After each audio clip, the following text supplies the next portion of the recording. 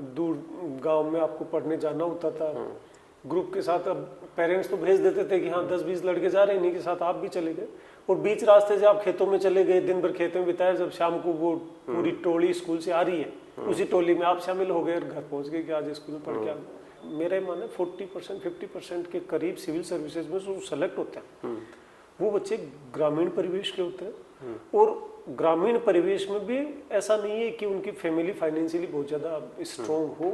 अच्छी फैसिलिटीज़ में जिस बच्चे की परवरिश हुई है उससे ज़्यादा चांसेस होते हैं जो डिसएडवांटेज कंडीशन से जो बच्चा आता है उसके सेलेक्ट होने के। जो डिफ्रेंशिएट करती है चीज़ वो है हार्ड वर्क और सिंसियरिटी, रेगुलरिटी।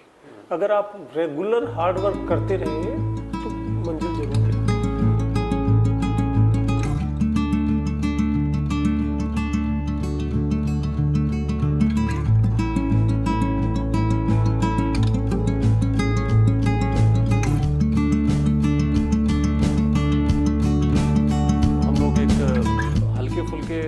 बात करेंगे और जो पूरी बातचीत है अजय, मुझे लगता है कि उसे इनफॉर्मल रखना ही ठीक होगा। हाँ बिल्कुल इनफॉर्मल, क्योंकि हम कोई स्ट्रेटजिक टॉक नहीं कर रहे हैं जी। एक इनफॉर्मल टॉक कर रहे हैं ताकि बहुत सारे जो स्टूडेंट हैं जो सिविल सर्विसेज की तैयारी करते हैं तो वो उन पहलुओं को भी जान सके जो किसी भी तैयारी करने वाले स्टूडेंट के जीवन में आती है या उसके बाद के उसमें आती है। कल मैंने न्यूज़पेपर में पढ़ा, एक बहुत खुशी हुई कि एक आपने एक बुक लिखी है आशाराम बापू पे।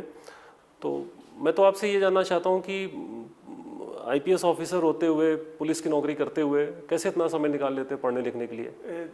जब आप तैयारी करते हैं तभी से आपकी आदत हो जाती है लिखने पढ़ने की। अच्छा। और जॉब के साथ भी जब कभी थोड़ा बहुत वक्त मिल जाता है, जो कि अक्सर हर सर्विस में मिलता है। सर्विस में ये बैलेंस भी जरूरी है, सर्विस के साथ साथ फैमिली बैलेंस या आपके पर्सनल इंटरेस्ट जो है उनको भी आपको थोड़ा वक्त देना चाहिए। तो यूँ ही रूटीन में ही इतना वक्त तो मिल जाता है। उसी वक्त के बीच जब कभी मौका मिला तो कुछ जो केस मेरे द्वारा कभी किए गए हैं कैरियर में उनके बारे में कुछ लिखने की सोची, तो ये बुक भी उसी सिलसिले में लिखी गई। बहुत सारे स्टूडेंट सोचते हैं कि यार एक बार सिलेक्शन हो जाए तो कम से कम किताबों से पीछा छूटे। हाँ ये बिल्कुल, मैं भी यही सोचा करता था कि हाँ ये यूपीएससी का ही अटेम्प्ट दे रहे हैं, इसके बाद कभी दोबारा शायद इन किताबों की तरफ देखने की जरूरत नहीं पड़ेगी। लेकिन शायद उस वक्त तो कंपल्सन में पढ़ना पड़ता है और उसके बाद वो पढ़ना ही आपकी हॉबी भी हो जाती है और आपको पढ़ना लिखना अच्छा लगने लगता है। नहीं, ये बहुत अच्छा है। अगर आप अभी भी पढ़ने लिखने के लिए वक्त निकालते हैं तो ये बहुत अच्छी बात है। और कम से कम ये है कि इससे जो भी आपके एक्सपीरियंसेस हैं वो बहुत सारे लोगों तक पहुंचाने में उससे मदद मिलती है। कल हम लोग जो थोड़ी बातचीत कर रहे थे तो आपने जिक्र किया था कि अपने रूरल बैकग्राउंड के बारे में, जी जी, जहाँ से आपकी एजुकेशन शुरू हुई, जहाँ से आपकी पढ़ाई लिखाई शुरू हुई, तो कैसा था आपका जीवन शुरू का? मैं टिपिकल रूरल बैकग्राउंड जो होता है, एक छोटा सा गांव से भी छोटे जगह पे अगर अपन जाएं जिसको हैमलेट की श्रेणी में कहें या राजस्थान में हम उनको ढाणी कहते हैं। अच्छा। 10-20 ढाणी मतलब गाँव? ढाणी मतलब छोटा गाँव। छोटा गाँव। हमारी ग्राम पंचायत भी 4 किलोमीटर दूर है उस ढाणी से। अच्छा। तो प्राइमरी एजुकेशन वहीं हुई थी उस ग्राम पंचायत में। हमारे ढाणी में तो कोई स्कूल था नहीं, तो प्राइमरी एजुकेशन वहीं ग्राम पंचायत पे एक स्कूल था, उसमें जाया करते थे। वो पैदल ही जाना होता था। आपको ऐसा कभी फील हुआ कि यार अपने पास उतने रिसोर्सेज नहीं हैं जितने आमतौर पे शहर के बच्चों के पास में होते हैं? ऐसा कभी आपको फील हुआ? एक्चुअली जब छोटे थे, बचपन में जब स्कूलिंग हुई, चाहे वो प्राइमरी एजुकेशन हो या फिर वो हायर स्कूल की एजुकेशन हो, तब तक तो करियर के बारे में बहुत कुछ सोचा नहीं। अच्छा, सोचा ही नहीं। तब तक तो ये था कि ये क्लास है, हाँ ये क्लास पास हो गए, अब अगली क्लास में आ गए, यही चलता रहा। स्कूल से निकलने के बाद जब कॉलेज में गए तब तक भी करियर के बारे में फाइनल ईयर तक आते आते बहुत ज़्यादा सिंसियरिटी करियर को लेकर नहीं थी।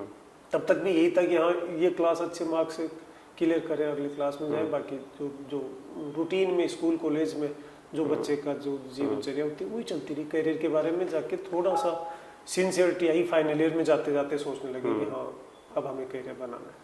उस वक्त तक कहीं ना कहीं कॉलेज एक ऐसा माध्यम था जिसने उस कॉलेज ने शहर और ग्रामीण का जो डिफरेंस था वो शायद 3 साल कॉलेज में रहते रहते वो गैप खत्म सा हो गया था। तो कभी इस चीज का एहसास हुआ नहीं कि कहीं ग्रामीण क्षेत्र और शहरी क्षेत्र में कोई फर्क हो। लेकिन हाँ, अब भी मैं हिंड साइड में सोचता हूँ, इंट्रोस्पेक्ट करता हूँ, तो जरूर ये चीज सामने आती है कि हाँ, कहीं ना कहीं रूरल बैकग्राउंड और शहरी बैकग्राउंड में बच्चे को जो इनिशियल इनपुट दिया जाता है, एजुकेशनल इनपुट दिया जाता है, उस इनपुट का डिफरेंस जरूर रहता है। बट उस डिफरेंस को भी ग्रामीण अंचल का जो बच्चा है वो बिल्कुल खत्म कर सकता है। उस डिफरेंस को अगर वो थोड़ी सी, उसको थोड़ी एक्स्ट्रा मेहनत, शहरी बच्चे से थोड़ी सी एक्स्ट्रा मेहनत उसको करनी पड़ेगी। और जैसा परिवेश है ग्रामीण क्षेत्र का, जैसा एनवायरनमेंट में उसका जीवन चलता है, तो रूटीन में ही ग्रामीण क्षेत्र के व्यक्ति को थोड़ा स्ट्रगल शहरी क्षेत्र वाले बच्चे से ज्यादा करना पड़ता है। तो ऐसे में उसको स्ट्रगल करने की हैबिट हो जाती है। ये तो आपने सही कहा। के चलते वो जो गैप है, वो गैप अपने आप ही खत्म होता चला जाता है। नहीं, ये तो मैंने भी फील किया है। मेरी भी जो बचपन की पढ़ाई है वो गांव में हुई, और आज भी मैं जो रूरल एजुकेशन के कुछ प्रोजेक्ट्स हैं उससे जुड़ा हूँ। तो मैं देखता हूँ कि जो गांव के जो बच्चे हैं वो ज़्यादा हार्डी हैं जी, ज़्यादा हार्डी है। और शायद विपरीत परिस्थितियों में उनकी काम करने की क्षमता ज़्यादा है। मैंने खुद देखा है गांव के बच्चों को कि जैसे शहर में होता है कि भाई शहर में बच्चे हैं तो उनका एक सेपरेट रूम है, उनकी एक स्टडी टेबल है। जो आजकल के जो संपन्न जो माँ बाप हैं वो उनके लिए एक अलग से कमरा डेकोरेट करा देते हैं कि भाई ये तुम्हारा स्टडी रूम है। गांव में तो मैंने देखा कि बच्चों का कोई सेपरेट ना तो रूम होता है, इवन स्टडी टेबल नहीं होती है। सर, स्टडी टेबल और सेपरेट रूम तो बहुत दूर की बात है। आज तो फिर भी शहर और गांव में जो डिफरेंस है थोड़ा कम हुआ है। जब मैं कॉलेज में पहुंचा था तब मेरे गांव में पहली बार इलेक्ट्रिसिटी आई थी। तब तक हमारे गांव में बिजली भी थी नहीं। तो शहरों में तो उस वक्त भी बिजली थी, अलग से उसकी स्टडी टेबल भी होगी, टेबल लैंप भी होगा। बट ग्रामीण क्षेत्र में तो मतलब उसकी कल्पना ही नहीं कर सकते थे उस वक्त कि आपका अलग से कोई रीडिंग रूम होगा या अलग से कोई स्टडी टेबल होगी। ये कल्पना से बाहर था। आज अगर अपन देखें पिछले 15-20 सालों में जो डेवलपमेंट हुआ है, हर गांव-गांव तक लगभग इलेक्ट्रिसिटी पहुंची है, हर गांव-गांव तक नेट कनेक्टिविटी पहुंची है। तो जो नॉलेज बेस या जो रिसोर्सेज शहर में है, लगभग कम्पिटिटिव रिसोर्सेज अब गांव तक भी पहुंचे। मैं इलेक्ट्रिसिटी से मुझे याद आया कि मैं भी बचपन में गांव में था, तो पढ़ने के लिए वो एक लैंप हुआ करता था, केरोसिन ऑयल का लैंप, मिट्टी के तेल का वाला लैंप, मिट्टी तेल का लालटेन तो जिसको बोलते थे। हम लोग हमेशा ये मनाते रहते थे यार ये मिट्टी का तेल जल्दी से खत्म हो जाए और अंधेरा हो जाए, पढ़ना और घर में जाके कहें कि अब तो मिट्टी के तेल खत्म हो चुका, अब तो अपन पढ़ नहीं सकते, अंधेरा हो गया, सो जाते। तो कभी आपका भी ऐसा कोई इसी तरह का सा ये सोचा करते थे। एग्जाम जब आती थी तो एग्जाम से जस्ट पहले वो मिट्टी का तेल की जो आप बात कर रहे हैं लैंप जलाने के लिए, मैं ये बात कर रहा हूँ प्राइमरी एजुकेशन के टाइम की, क्योंकि 6th ऑनवर्ड्स तो मैं हॉस्टल में चला गया था, नवोदय विद्यालय में। बट मेरे जो परिवारजन थे उस गांव में रहने वाले जो दूसरे लोग थे, उनको मैंने 12th तक, यहाँ तक कि कॉलेज तक देखा है कि वो एग्जाम नजदीक आती थी तब उस लैंप को संभालते थे। और उस दिन वो लाने जाते थे ये केरोसिन तेल, तो वो मिट्टी का तेल मिलता नहीं था मार्केट में। तो वो खुश हो जाता था कि ठीक है 2 दिन और मेरा लैंप जलेगा नहीं, मेरे को रात में पढ़ना नहीं पड़ेगा। नहीं, बहुत अच्छे अनुभव होते हैं वो गांव के। कभी ऐसा भी हुआ कि जैसे अपन भी करते थे कि स्कूल पढ़ने जा रहे हैं, घर से तो बोल दिया ग्रुप में जा रहे हैं 5-7 लोग, रास्ते में कहीं आम का पेड़ देखा, कहीं कोई तालाब देखा, तो पता चला दिन भर आम तोड़ते रहे या तालाब में जाके नहा लिया और फिर घर आके बोल दिया कि हाँ हो गई पढ़ाई। बिल्कुल ऐसा अनेक बार हुआ है, क्योंकि आप छोटे बच्चे रहते हो, दूर गांव में आपको पढ़ने जाना होता था ग्रुप के साथ। अब पेरेंट्स तो भेज देते थे कि हाँ 10-20 लड़के जा रहे हैं, इन्हीं के साथ आप भी चले गए। और बीच रास्ते से आप खेतों में चले गए, दिन भर खेतों में बिताया, जब शाम को वो पूरी टोली स्कूल से आ रही है, उसी टोली में आप शामिल हो गए और घर पहुंच गए कि आज स्कूल में पढ़ के आ गए। बहुत सारे बच्चे मेरे साथ वाले भी ऐसा करते थे। नहीं, मैं तो इसलिए भी इन बातों की चर्चा कर रहा था क्योंकि मैंने भी देखा है, जब मैं जो सिविल सर्विसेज की जो तैयारी करने वाले जो स्टूडेंट्स हैं, जब मैं उनसे बात करता हूँ तो बहुत सारे बच्चे ऐसा कहते हैं कि सर मैं तो गांव का हूँ, मेरे पिताजी किसान हैं, मेरे पास उतनी रिसोर्सेज नहीं है, तो मैं तो आईएएस के बारे में सोच भी नहीं सकता, आईपीएस बनने के बारे में सोच भी नहीं सकता। तो ये जो सोच है, ये सोच बड़ी गलत है। ये गलत है। अगर वो इस तरह का सोच के अपने आप को डिमोटिवेट करना है या यूं जाए कि लड़ाई लड़ने जा रहे हैं, उससे पहले ही हार मान ले। कहीं भी क्योंकि जिस बैकग्राउंड से मैं आया हूँ, इसी तरह के बैकग्राउंड से बहुत सारे बच्चे, मेरे माने 40% 50% के करीब सिविल सर्विसेज में जो सेलेक्ट होते हैं, वो बच्चे ग्रामीण परिवेश के होते हैं। और ग्रामीण परिवेश में भी ऐसा नहीं है कि उनकी फैमिली फाइनेंशियली बहुत ज़्यादा स्ट्रॉन्ग हो, बड़ा नॉर्मल सा फैमिली, जिनका कुछ बच्चे तो हमारे साथ के मेरे बाद के सालों में भी सेलेक्ट हुए हैं, मैंने देखे, जिनका रूरल बैकग्राउंड होने के साथ साथ फाइनेंशियल स्थिति भी बड़ी कमज़ोर थी। लेकिन वो बच्चे भी वहीं आके compete करते हैं, सिटीज़ में आते हैं, जब सिविल सर्विसेज की वो तैयारी करते हैं तो वो फाइनेंशियल इशू या रूरल बैकग्राउंड वो कभी आड़े नहीं आएगा। मेरा ये भी मानना है, बहुत सारे बच्चे मैंने ऐसे देखे जो सिविल सर्विसेज की प्रिपरेशन कर रहे हैं तो वो इंटेलेक्चुअल लेवल पे एक लिमिट वो क्रॉस किए हुए होते हैं। ऐसे में कई बच्चों ने अपने आप को सेल्फ फाइनेंस भी किया है कि दिन में 1 घंटा किसी दूसरे बच्चों को उन्होंने ट्यूशन पढ़ा दिया, वहाँ से कुछ अर्निंग किया, उससे वो अपना जहाँ कहीं भी शहर में रह रहे हैं, चाहे वो रूम रेंट पे लेके रह रहे हैं, उसको चुकाया। मतलब उसके जो डेली के जो खर्चे हैं वो उससे भी निकालते हुए मैंने कई बच्चों को देखा।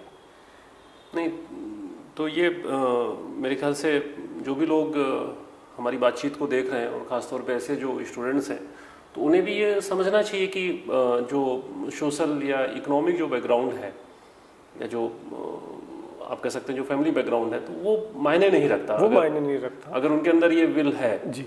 और मेरे माने विल होने के साथ ये जो इकोनॉमिक बैकवर्डनेस कहें या फाइनेंशियल रेस्ट्रिक्शन कहें, साथ ही साथ रूरल परिवेश की वजह से कोई सोचे कि ये हिंड्रेंस है, वो हिंड्रेंस नहीं, वो अपॉर्चुनिटी है, वो उसको एक एडेड एडवांटेज है। क्योंकि वीक फाइनेंशियल पोजीशन और रूरल बैकग्राउंड की वजह से उस बच्चे को स्ट्रगल करने की एक नेचुरल टेंडेंसी उस बच्चे में आ जाती है। और जो सिविल सर्विसेज है, वो सिविल सर्विसेज मेरा ही मानना है कि ये एवरेज मेंटल फैकल्टीज हो, दिमाग एवरेज हो और मेहनत करने की कैपेसिटी एक्स्ट्रा ऑर्डिनरी हो, उसका सिलेक्शन पक्का होता है। मतलब मेहनत एक्स्ट्राऑर्डिनरी हो और भले ही एवरेज दे, हाँ, लेकिन मेहनत करने की कैपेसिटी एक्स्ट्रा ऑर्डिनरी होनी चाहिए।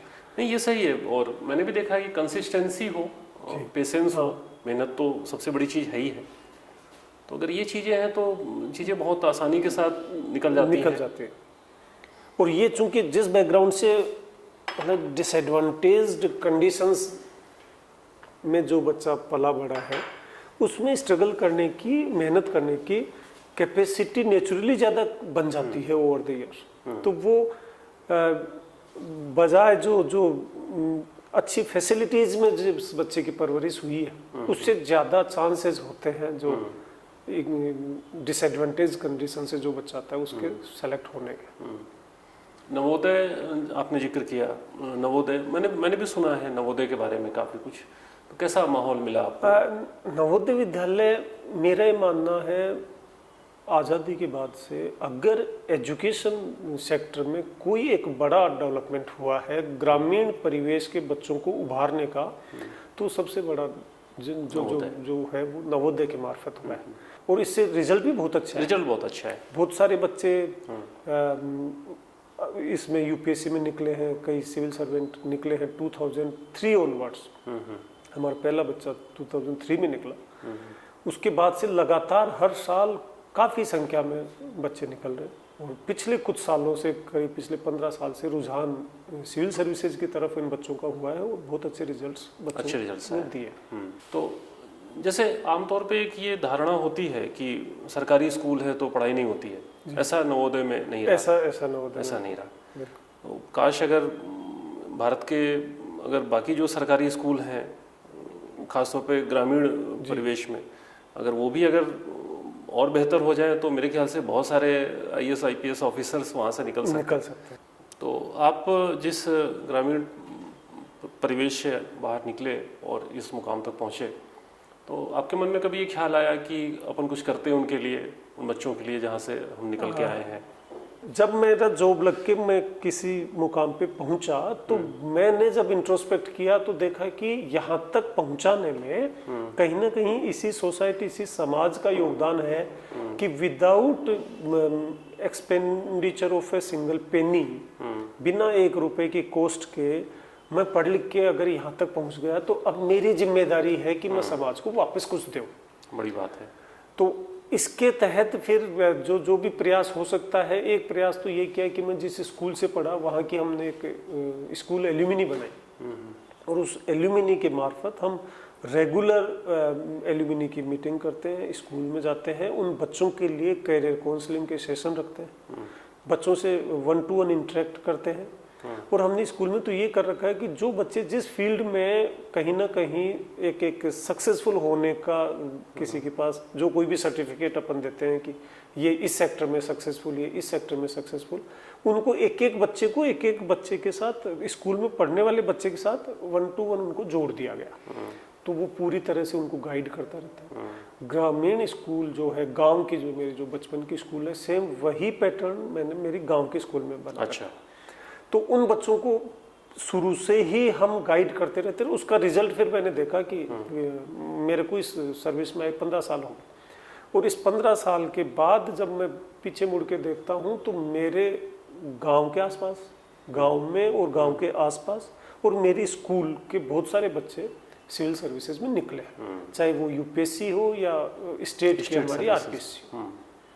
नहीं, बहुत अच्छा प्रयास रहा आपका और मुझे लगता है कि अगर आप जैसे लोग, अगर सभी लोग अगर ऐसा सोचने लगे तो शायद बहुत सारी चीज़ें बदल सकती है। जो कई बार ऐसा होता है कि हम एक कॉमन एक परसेप्शन बना लेते हैं कि नहीं यार अब तो कुछ हो नहीं सकता, लेकिन कई बार होता है कि छोटे छोटे अगर प्रयास किए जाए तो उसके अच्छे नतीजे भी आते हैं, बहुत अच्छे, और बहुत सारे लोगों के लिए एक मोटिवेशन भी होता है कि चलो हम भी कुछ ऐसा करते हैं। तो आईएएस बनने का ख्याल कब आया? इंजीनियरिंग करके मैंने जॉब कर रहा था। अच्छा, जॉब किया आपने? एचसीएल इन्फो सिस्टम में जॉब किया। एचसीएल इन्फो सिस्टम में मैं एक बार आईआईटी दिल्ली गया, वहाँ हमारे कंपनी के कुछ कंप्यूटर्स का एक नेटवर्क हमने बनाया हुआ था, उनमें कहीं कोई मिस्टेक आ गई। तो वहाँ जब गया तो आईआईटी के बगल में ही एक छोटी कॉलोनी थी, वो कंप्यूटर को थोड़ा ठीक वीक करके जब उस कॉलोनी में चाय पीने के लिए पहुंचा तो वहाँ देखा कि बहुत सारे बच्चे यही यूपीएससी की तैयारी कर रहे हैं। वहाँ उन बच्चों से कुछ देर इंटरेक्ट किया तो पता लगा कि ये कोई जॉब छोड़ के बैठा है, यूपीएससी की तैयारी कर रहा है, कोई आईआईटी से था, कोई आईआईएम से था, कोई मल्टीनेशनल कंपनी छोड़ के ये तैयारी कर रहा था। उससे पहले तक के मुझे बहुत ज़्यादा इस तरफ जाने के बारे में विचार नहीं किया था। अच्छा। तो जब उनसे मिला और उस वक्त फिर मैंने देखा कि जो जॉब या जिस कंपनी में मैं जिस लेवल पे काम कर रहा हूँ उससे कहीं बेहतर अपॉर्चुनिटीज इधर है, तभी शायद मेरे से बेहतर जॉब करने वाले लोग वो जॉब छोड़ के इधर आए होंगे, तब तक इतनी समझ थी। तो उस दिन मैंने ये तय किया कि मैं ये जॉब छोड़ के मुझे यूपीएससी की तैयारी करनी चाहिए, लेकिन मैं इमीडिएट नहीं छोड़ पाया। इमीडिएट नहीं छोड़ पाने की वजह यही रही कि अगर उस वक्त दिल्ली जैसी जगह में विदाउट जॉब और विदाउट फैमिली के फाइनेंशियल सपोर्ट के वहाँ रह पाना भी अपने आप में सर्वाइव करना ही मुश्किल था। तो वो कुछ समय मैंने फिर एक जॉब के बाद दूसरी जॉब सीडोट में करी, फिर भारत इलेक्ट्रॉनिक्स लिमिटेड में करी, जहाँ मैंने ये इलेक्ट्रॉनिक वोटिंग मशीन की डिज़ाइन टीम पे भी काम किया। वहाँ से मैं डीआरडीओ में गया और डीआरडीओ के बाद मेरा इंडियन इंजीनियरिंग सर्विसेज से इंडियन रेलवेज में हो गया। तो मैंने रेलवे ज्वाइन करके वहाँ से फिर मैंने लीव लिया, लीव विदाउट पे रह के मैंने फिर तैयारी शुरू की यूपीएससी की। तो जॉब करते समय तैयारी को कैसे मैनेज किया? मतलब मुश्किल तो आती होंगी मुश्किल आती है जॉब के साथ ये काम करने में, तैयारी करने में भी। तो जॉब के साथ आप ये तो कर सकते हैं कि इनिशियल बेस बनाने तक तो आप जॉब के साथ करीब साल भर तो बेस बनाने में आपने उससे पहले कभी यूपीएससी के बारे में सोचा नहीं था। तो जॉब करते समय साल भर तो मैंने जॉब के साथ ही तैयारी की, बेसिक्स तैयार की, लेकिन उसके बाद इसमें फुल टाइम आपको लगना पड़ता है। कंप्लीट जॉब के साथ रहते रहते इसकी तैयारी नहीं हो सकती। उसके बाद फिर मैंने जॉब से छुट्टी लिया, छुट्टी लेके फिर साल भर तैयारी की, तो मेरा फिर सिलेक्शन रेवेन्यू सर्विस में हुआ। और फिर रेवेन्यू सर्विस के बाद दूसरे साल फिर तैयारी की तो इंडियन पुलिस सर्विस में हो गया। तो कभी ऐसा भी मन में ख्याल आया कि यार मैं तैयारी तो कर रहा हूँ, मेरा सिलेक्शन नहीं होगा, कभी ऐसा भी लगा? हाँ, जब इस तरह के कम्पिटिटिव माहौल में जहाँ आसपास जो बच्चे तैयारी कर रहे होते हैं उनमें आप एक फेल्योर का जब रेशियो देखते हो तो करीब सक्सेस रेशियो 1 से 2% का रहता है, बाकी तो लोग अनलक्की रह जाते हैं। तो आपके मन में भी ये ख्याल आना तो बड़ा लाजमी है। मेरे भी दिमाग में कई बार ये आता था कि अगर नहीं हुआ तो। उस वक्त मैं अपने आप को मोटिवेट करता था उस बंदे से कंपेयर करके जिसका सिलेक्शन हो रखा है, क्योंकि आपको इसकी तैयारी जब आप करने लगते हो तो कम से कम एक ऐसा एनवायरनमेंट या ऐसा सर्किल में तो आपको रहना पड़ेगा जहां कुछ सक्सेसफुल कैंडिडेट को भी आप जानने लगते हो, कुछ फेल हो रहे हैं उनको भी जानने लगते हो।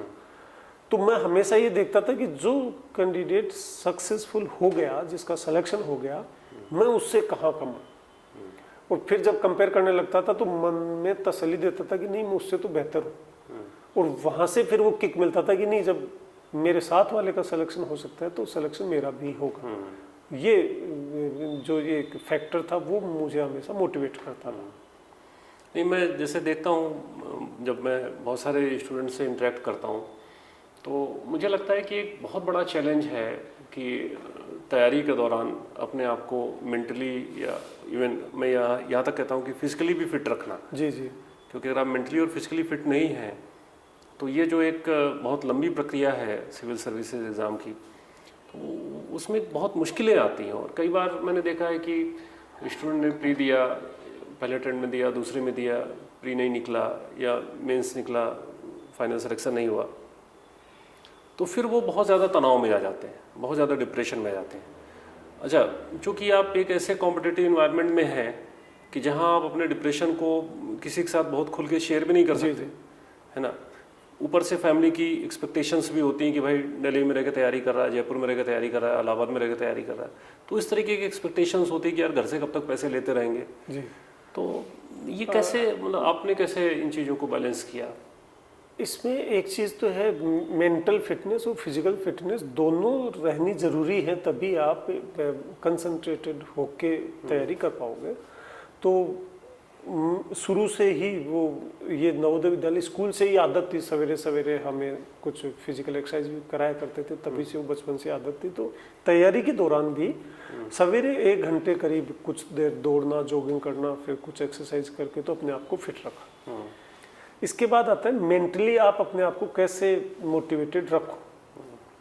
तो यूपीएससी का एग्ज़ाम फेजेस में होता है, साल भर में प्रोसेस पूरी होती है, 3 स्टेजेस में एग्ज़ाम है, प्रीलिम्स हुआ, फिर आपका मेंस हुआ, फिर इंटरव्यू। तो आपको एक टारगेट सेट करना है कि हाँ अब मैं प्रीलिम्स दे रहा हूँ, इतने दिन बाद मेरा प्रीलिम्स का एग्ज़ाम होना है। प्रीलिम्स का जो ही एग्ज़ाम हुआ तो आपके पास मेंस के लिए बड़ा लिमिटेड सा टाइम बचता है, तो आपको अपना एक टारगेट समय के साथ बनाना पड़ता है। और उस टारगेट को मैंने जो किया वो तो यही किया कि हाँ इतने समय में मेरे को ये इतना कोर्स कर लेना है, इतना सिलेबस कर लेना है, और उसको फिर और माइन्यूटली डिवाइड किया कि हाँ मेरे को इतने दिन में ये कर लेना है, इस वीक इतना कंप्लीट कर लेना है।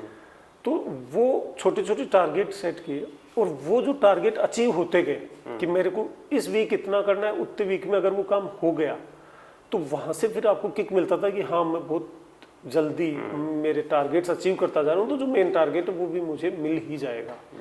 एक तो ये मोटिवेशन और या डेडिकेशन, कंसंट्रेशन, ये सारी चीज़ों का मिक्स जो कहें तो एक तो यहाँ से मुझे किक मिलता था। दूसरा, और वो जो भी नए एस्पिरेंट्स हैं, जो नए बच्चे तैयारी कर रहे हैं, उनके लिए भी मैं ये कहना चाहूँगा कि यूपीएससी से में सेलेक्ट होना ही एकमात्र मंजिल नहीं हो सकती, लेकिन ये तय है, जो कि मेरा अनुभव बताता है, मेरे साथ के बहुत सारे बच्चे जो सेलेक्ट नहीं हो पाए, यूपीएससी की अगर आप तैयारी कर लेते हो, तो यूपीएससी की तैयारी करने मात्र में आप इतना सब कुछ सीख जाते हो कि आपका यूपीएससी में सिलेक्शन नहीं हुआ, उसके बाद आप पर्सनल प्राइवेट सेक्टर में या अपना व्यक्तिगत जो कोई भी सेक्टर में जाके आप काम शुरू जब करते हो, तो वो यूपीएससी की तैयारी आपको इतना इनपुट दे चुका होता है कि आप जिस सेक्टर में भी जाओगे वहाँ एक्सेल करोगे। तो एकमात्र आफ्टर जब अपन इसकी तैयारी करते हैं तो सिर्फ ये नहीं हो सकता कि एकमात्र मंजिल यही है। हाँ वही, लेकिन ये तय है कि इस मंजिल की आपने तैयारी करी, ये मंजिल आपको नहीं मिली तो भी समाज में अनेकों सेक्टर ऐसे हैं, कुछ बच्चे एनजीओज में गए और उन एनजीओज का आज बड़ा नाम है, वो बड़ी अच्छी पोजीशन पे पहुंच गए। तो कहीं ना कहीं आपको एक अच्छा कैरियर जरूर मिलेगा अगर यूपीएससी में सेलेक्ट ना भी हुए तो मन में ये था कि हाँ ठीक है, मेरे से जितना बन पाया मैं ईमानदारी से पूरी कोशिश करूंगा अपनी तैयारी करने की, उसमें कोई कसर नहीं छोड़ूंगा, जितनी कैपेसिटी मुझ में है। फिर भी अगर सिलेक्शन नहीं हुआ तो भी जीवन में प्रोग्रेस के रास्ते बंद नहीं होते, दूसरे रास्ते दिखेंगे। तो ये चीज दिमाग में रही। नहीं, ये बात मैं इसलिए भी उठा रहा था आपसे कि क्योंकि अखबार पढ़ते हैं अपन, तो इधर भी मैं देख रहा हूँ कि खासतौर पे जो स्टूडेंट्स हैं, चाहे वो सिविल सर्विसेज को हो या बाकी कॉम्पिटिटिव एग्जाम्स की तैयारी करने वाले हों, इवन वो हाई स्कूल इंटर में पढ़ा रहे हों, तो आप देखते हैं कि बहुत ज़्यादा डिप्रेशन के इश्यूज़ हैं, इवन सुसाइड के इश्यूज़ हैं, और इस पर कोई बहुत खुल के बात भी नहीं करता जी। ठीक है, आप उसको एक खबर के रूप में देख लेते हैं कई बार। तो ये इश्यूज़ बड़े इंपॉर्टेंट है। तो मैं भी कई बार स्टूडेंट की काउंसलिंग करता हूँ कि आप ये मत सोचो कि यार आईएएस नहीं बने, आईपीएस नहीं बने तो लाइफ में कुछ नहीं है। जी जी।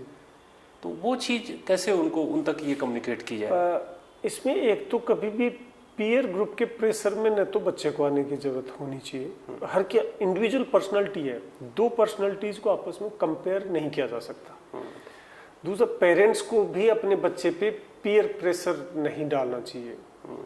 और तीसरा, जब आप तैयारी कर रहे होते हैं तो आप ये मान के चलिए कि जिस दिन आप एग्जाम देने जाओगे उस दिन आपके साथ जो उस एग्जाम में बैठे हैं सब आप जितना ही मेहनत करके यहाँ तक आए, परीक्षा वाले दिन आप कितने लकी हैं। हो सकता है मैंने आपने साथ तैयारी किया था, किसी एक सब्जेक्ट का एक टॉपिक मैंने बहुत अच्छा पढ़ लिया, आपने वो टॉपिक पढ़ा ही नहीं और वही टॉपिक आ गया, तो मैं आपसे ज्यादा लकी हो गया उस दिन परीक्षा दिन। तो ये तैयारी के बाद उस दिन एग्जाम वाले दिन, इंटरव्यू वाले दिन आप कितने लकी हैं, ये बहुत बड़ा फैक्टर है।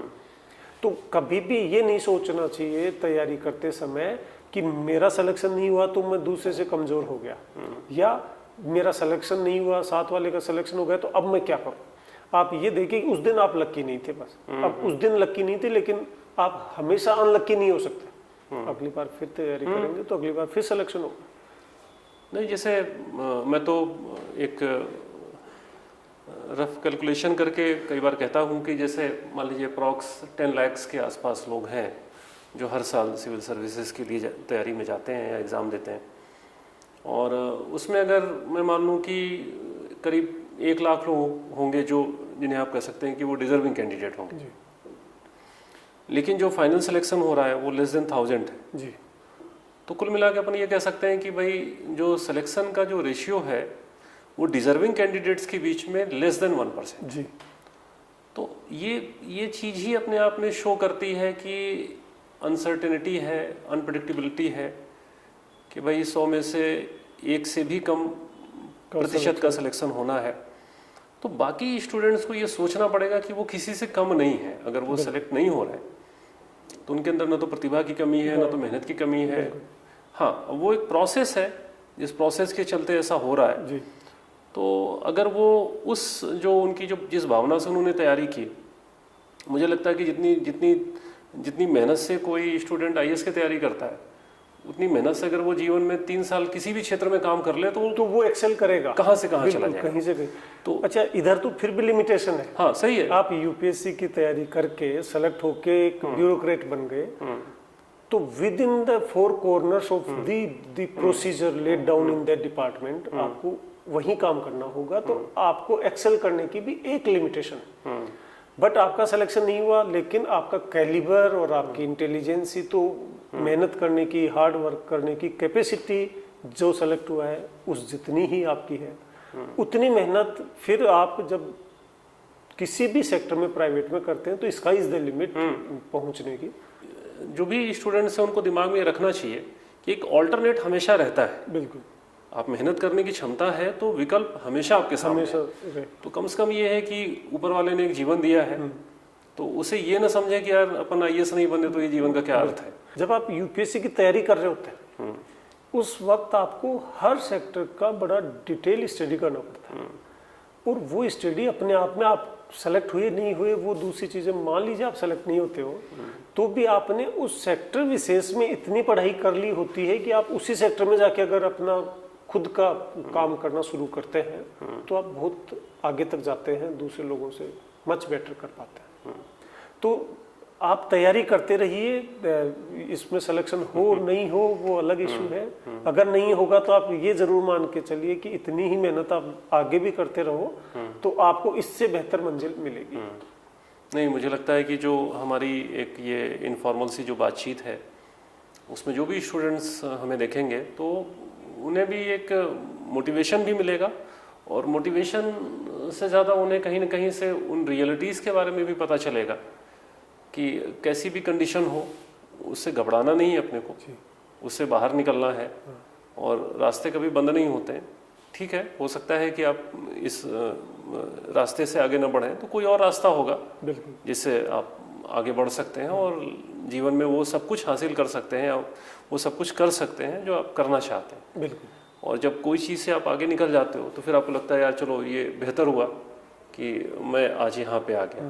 तो वो तो लाइफ के फेजेस हैं, लाइफ के फेजेस है और वो चलते रहते हैं। और एक चीज और है जो उस समय जब तैयारी कर रहा होता है बच्चा, तब दिमाग में आती है, आपके भी अनेक बच्चों के दिमाग में ये चीज आएगी, जिसका सिलेक्शन नहीं होता उसको ये लगता है कि जिसका सिलेक्शन हुआ है वो तो पता नहीं कोई अलग स्पीसीज है, कोई उसको अलग ही कोई एनवायरनमेंट मिला होगा, अलग एजुकेशनल बैकग्राउंड रहा होगा, पेरेंट्स ने अलग परवरिश करी होगी। इस तरह का सा दिमाग में रहता है कि जिसका सिलेक्शन होता है वो कुछ अलग है, कुछ उसमें कुछ अलग खासियत है, और मेरा सिलेक्शन नहीं हुआ तो मैं इनसे बहुत कमजोर हूँ या इनसे अपनी प्रतिभा में कमजोर हूँ। इस तरह का कभी मत सोचिए, क्योंकि जिसका सिलेक्शन हुआ है वो भी आप ही के बैकग्राउंड जैसे मिलते जुलते बैकग्राउंड से आया है। फर्क सिर्फ उस एक एग्जाम का है कि उस दिन एग्जाम देते समय उसने मेहनत करी थी, वो लकी था कि वो क्लिक कर गया और वो सेलेक्ट हो गया। आप सेलेक्ट नहीं हुए, बस फर्क उस एक एग्जाम का ही था, वो भी आप ही जैसे बैकग्राउंड से आया है। जनरली जो सेलेक्ट हो रहे हैं उसमें 50% से ज़्यादा बड़े हम्बल बैकग्राउंड से आते हैं। तो सिलेक्शन होने के बाद अचानक से लगने लगता है इसका सिलेक्शन हो गया मेरा नहीं हुआ। फर्क कहीं भी प्रतिभा का कोई फर्क नहीं होता, सिर्फ और सिर्फ जो मैंने पूर्व में कहा, जो डिफ्रेंशिएट करती है चीज़ वो है हार्ड वर्क और सिंसियरिटी, रेगुलरिटी। अगर आप रेगुलर हार्ड वर्क करते रहे तो मंजिल जरूर मिलती है। चलिए, बहुत बहुत धन्यवाद। Thank you so much. Thank you so much. और काफ़ी अच्छा लगा, और फिर कभी बैठेंगे और बहुत सारी बातें करेंगे और स्टूडेंट तक पहुंचाने की कोशिश करेंगे। और ये एक अच्छा जरिया है यूट्यूब, जिसके माध्यम से हम लोग ये चीज़ें उन तक पहुंचा भी सकते हैं। बहुत अच्छा लगा आपसे बात करके। Thank you so much.